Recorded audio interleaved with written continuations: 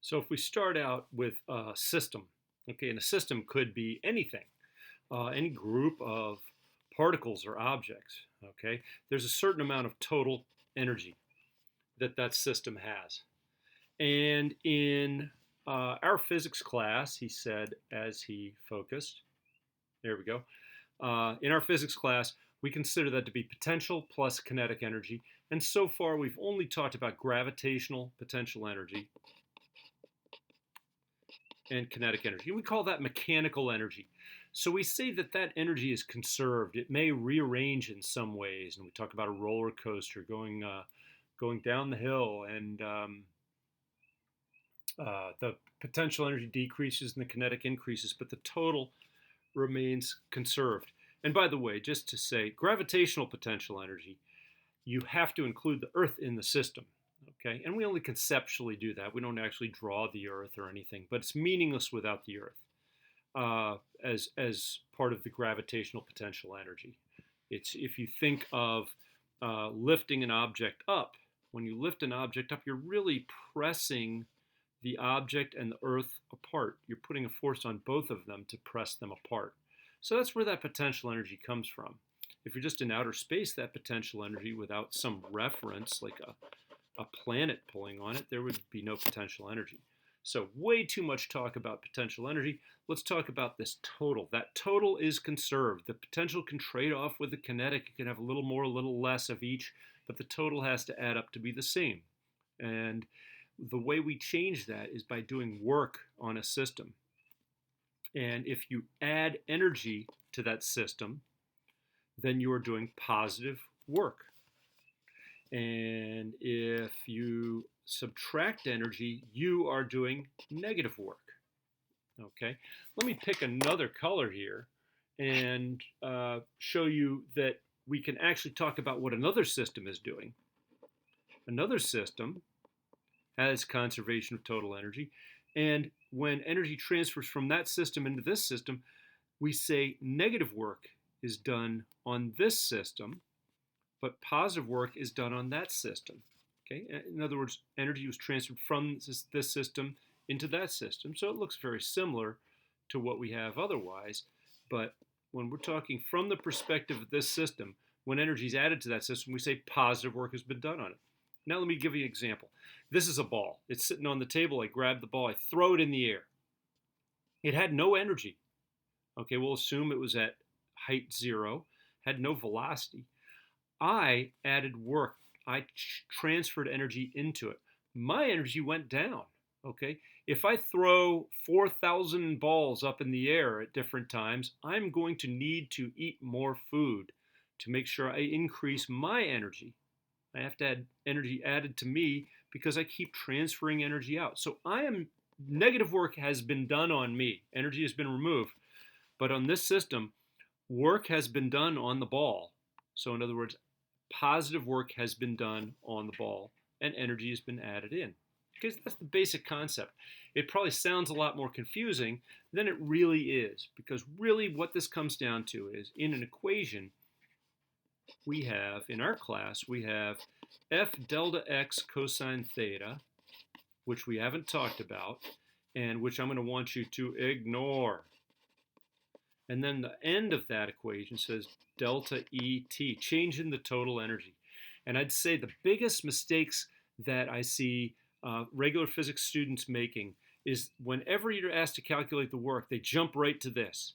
And they will just make up a force.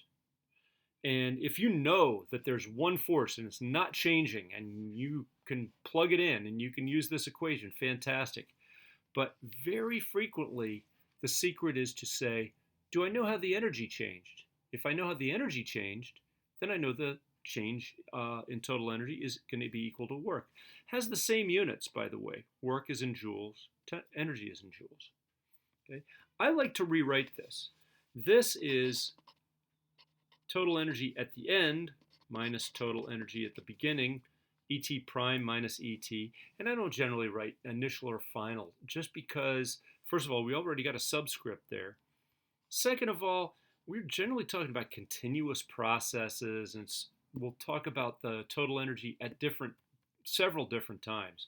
So I like it like that. Well, if work is equal to that, I could add E total here to both sides and get this. And this is the way I really think of it. Total energy is conserved unless work is done. And if positive work is done, it adds the total energy. You have a bigger energy at the end. If negative work is done, you have a smaller total energy at the end. So yes, this is always available to my students. This is the way I think of it. It's the exact same equation rewritten. Let's see how it works. Okay, I'm going to do one big problem. Okay, and so I'm going to say there's a roller coaster. And here's the roller coaster. And the roller coaster mass is 100 kilograms. It's not a very big roller coaster. And if you've ever been on a roller coaster, I'm talking about the traditional ones, they very rarely have the car moving and you have to dive into them as they go by. So at the very beginning, the velocity is 0. And so therefore, when it's at rest, if we call that loading area height of 0, then I know at this location, the potential energy is 0, because the height is 0, mgh 0. Kinetic energy is 0, because it's equal to 1/2 mv squared. The v is 0, so it's 0. So the total mechanical energy is 0 joules. Okay, well, that would be a really dull roller coaster. So they have to make it do something. And what they do is they drag it up to the top of a hill. And that hill is 8 meters high, we're going to say. I don't know. This is like a pretend roller coaster. So if that height is 0, then relative to the ground, this is at a height of 8 meters. So we can figure out, and I'm going to say it goes over the top with a velocity of 5 meters per second. A lot of people think at the top velocity is always 0. No, that's a really dull roller coaster if you get to a velocity 0. If the velocity is 0 up here, that means they've got to, you've either got to get out and push, or they've got to get a crane and take you out. You know, here you are in the roller coaster. Okay, so if we look, this now has a potential energy because it has a height that's not 0, and it has a kinetic also. So up here, the potential, I'm not going to write mgh. I'm going to write the numbers though. The mass is 100 times height, g, 10 times 8 is 8,000 joules. The kinetic energy is 1/2 mv squared, 1/2 times 100 times 5 squared. That ends up being 1250 joules. So the total energy up at the top there is 9250 joules. Okay, well, work had to be done. So the system had 0 joules of energy at the beginning, had 9250 at the end. Well, let's look at this. Work plus total energy equals the final energy. In this case, let me write it again, work plus total equals my new total. Okay, so the work plus 0 equals 9250 joules. The work equals 9250 joules. What did the work? That energy was added because you've generally got a chain that's going around like this, and you got a motor pulling. That chain pulls the thing up. Now notice the potential energy went way up, the kinetic energy went up somewhat. Kinetic energy is proportional to velocity. Well, it probably didn't accelerate all the way up. It probably accelerated right when the chain picked it and started pulling it up. You go up at pretty much a constant velocity. So there was a big increase in kinetic energy there, but then all through here, it's actually increasing potential energy. So if that chain just kept going up higher and higher, the kinetic energy probably wouldn't change by that very much, but the potential would continually get bigger and bigger and bigger. But that work was done by the mechanical energy transferred from this motor down here by the agency of that chain. So work equals change in energy. Okay? If we did this whole thing and there was no energy lost, and it comes back around and it's got all sorts of hills and it's doing all this stuff, you can't see my hand, but then it comes back around to the start. When it comes back around to the start, if there was no work done by friction or air resistance, it would still have 9250 joules. To stop it, the brake would have to do negative 9250 joules of work to get it back to zero. So in other words, it's coming down the hill here, it has 9250 joules of total energy. Well, we need to subtract. If we look, this needs to be zero when we stopped. This was 9250, so the work would be negative 9250. That's friction, or the braking would have to do negative 9250 joules of energy out there. Okay? Now, instead of that, though, we're going to look at the trip down the hill. Okay, so it's up at the top of the hill, and we know that the total energy up here is 9250 joules. Okay? Well, I'm going to say that on its way down to here, right there, and let's say it's 2 meters high. On its way down to there, friction does negative 1,000 joules of work during that trip. Air resistance, friction. Okay, so we're back to where we started with this. Work plus total energy equals my new energy. Okay, my work is negative 1,000 plus 9250 equals my new total, which is 8250 joules. Okay? Well, we can also break it down. And by the way, I did this way, where I'm putting kind of a sum down there. We can also do it with an equation. Let me do that as an equation now. Remember, 8250 is the total, but that total is made up of potential plus kinetic.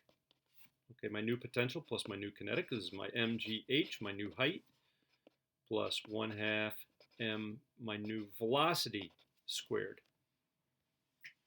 Well, mgh is going to be 100 times 10 times 2 meters relative to the ground, plus 1/2 times 100 times v prime squared. So this is 2,000 joules plus 50 v squared. And now I'm panicking a little because I can't find my calculator. Here it is.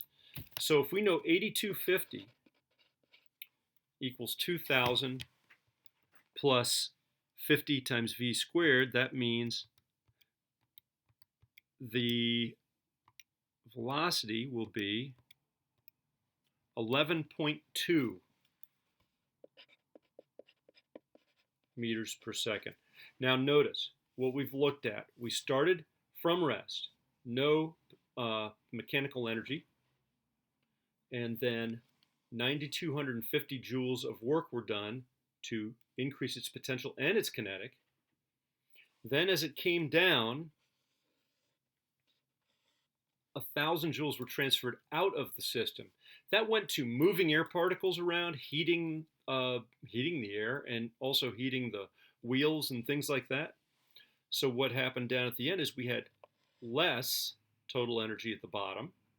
And if I give you a height, you know the potential, and you can find the kinetic and find the velocity. If I gave you the velocity instead, if I said it's going 11.2 meters per second, you could plug in 11.2 over here and solve for the height. So that's really the view of this conservation of total energy unless work is done on the system. And this comes in so handy because if you can see, like somebody right here, we didn't care about the force that the chain put on, right? All we had to know was how much energy did it have at the end, how much energy did it have at the beginning, and we can solve for the work.